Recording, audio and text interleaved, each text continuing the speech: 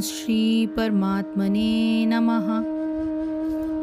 युक्तः आहार विहारस्य युक्तः चेष्टस्य कर्मसु युक्तः स्वप्न अवबोध्यस्य योगः भवति दुःखः। युक्तः यानी नियमित, आहार यानी भोजन, विहारस्य आमोद प्रमोद का, युक्त नियमित, चेष्टस्य जीवन निर्वाह के लिए कर्म करने वाले का, कर्मसु कर्म करने में, युक्तः नियमित, स्वप्न अवबोधस्य नींद तथा जागरण का योग, नींद तथा जागरण का योग यानी योगाभ्यास, भवति होता है, दुःखः कष्टों को नष्ट करने वाला। जो खाने सोने आमोद प्रमोद तथा काम करने की आदतों में नियमित रहता है वो योगाभ्यास द्वारा समस्त भौतिक कलेशों को नष्ट कर सकता है। तात्पर्य यह है कि खाने सोने रक्षा करने तथा मैथुन करने में जो शरीर की आवश्यकताएं हैं अति करने से योगाभ्यास की प्रगति रुक जाती है। जहाँ तक खाने का प्रश्न है, इसे तो प्रसादम या पवित्रीकृत भोजन के रूप में नियमित बनाया जा सकता है।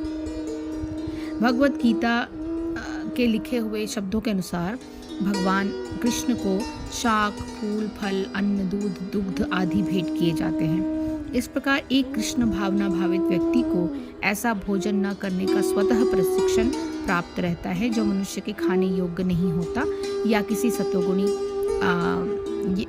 सतोगुणी नहीं होता। जहाँ तक सोने का प्रश्न है, कृष्ण भावना भावित व्यक्ति कृष्ण भावना मृत में कर्म करने में निरंतर सतर्क रहता है, अतः निद्रा में वह व्यर्थ समय नहीं गंवाता। अव्यर्थम कालत्वम, कृष्ण भावना भावित व्यक्ति अपना 1 मिनट का समय भी भगवान की सेवा के बिना नहीं बिताना चाहता, अतः वो कम से कम सोता है।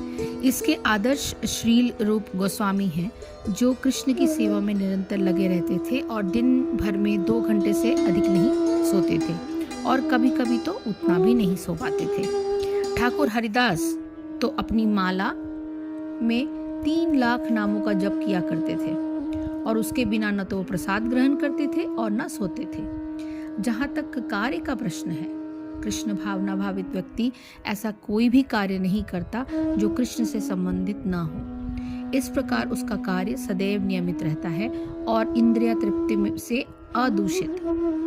चूंकि कृष्ण भावना भावित व्यक्ति के लिए इंद्रिय तृप्ति का प्रश्न ही नहीं उठता, अतः उसे तनिक भी भौतिक अवकाश नहीं मिलता।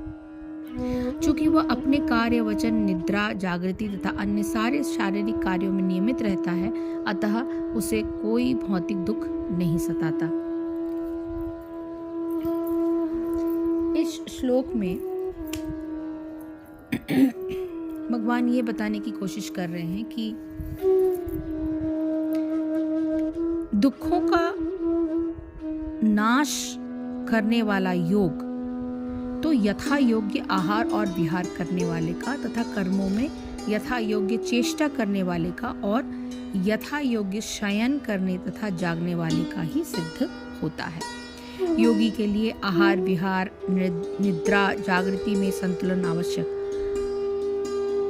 आहार विहार में कर्मों में और सोने और जागने में उचित संतुलन रखने वाले साधक का योग सुगमता से सिद्ध होता है। इसमें यह विचार रखना अत्यंत आवश्यक है कि ध्यान योग कोई परिश्रम साध्य या दुस्सह कार्य नहीं है। यह तो अंतःकरण की एक सहज स्वाभाविक क्रिया है जिसमें प्रारंभ से ही हर प्रकार के तनाव का परिहार किया जाना चाहिए। बहुधा ध्यान करने वाले साधकों की भौहें तन जाती हैं और चेहरे पर तनाव के लक्षण दिखाई देते हैं। यह बिल्कुल भ्रमपूर्ण स्थिति है। परमात्मा ही परम प्रेमास्पद है और उनके ध्यान से तो अत्यंत सुखकर भावना रहनी चाहिए। मुखमंडल पर प्रसन्नता का भाव होना चाहिए और मन में अत्यंत उल्लास होना चाहिए। इस प्रकार के साधक के लिए ये योग सारे दुखों का नाश करने वाला सिद्ध होता है। तो संबंध ये है कि ध्यान योग से जिस मनुष्य का मन निर्गुण निराकार ब्रह्म में पूर्ण रूप से लग जाता है, उस समय चित्त की गति बताते हुए भगवान आगे के श्लोकों का वर्णन करेंगे। हरिओम तत्सत, हरिओम तत्सत, हरिओम तत्सत। जय श्री कृष्ण, जय गुरुदेव।